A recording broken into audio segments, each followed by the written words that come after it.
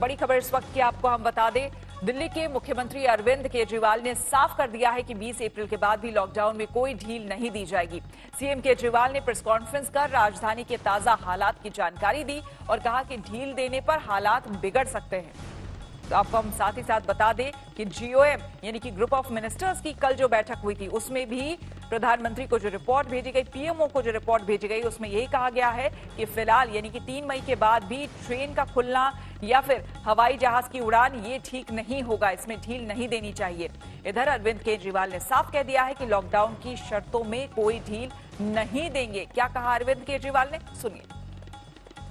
वही लेके आए कोरोना विदेशों से, अपने देश में तो था नहीं। जितने विदेशों से लोग आए सबसे ज्यादा लोग दिल्ली में आए, तो सबसे ज्यादा मार दिल्ली को बर्दाश्त करनी पड़ी।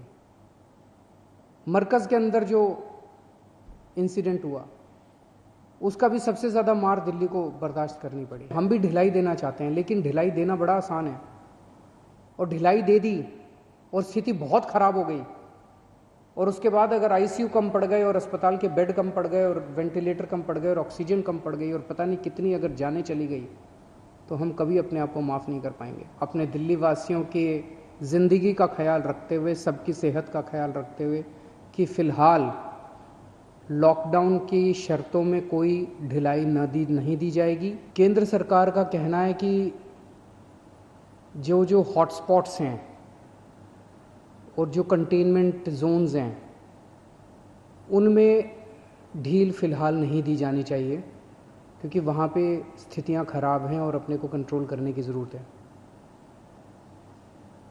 दिल्ली में 11 ज़िले हैं, दिल्ली के 11 ज़िले हॉटस्पॉट डिक्लेयर किए गए हैं।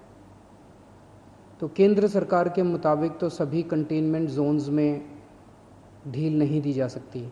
रोज़ कंटेनमेंट जोन्स बढ़ते जा रहे हैं जहाँ पे ऑपरेशन शील्ड लागू किया जाता है।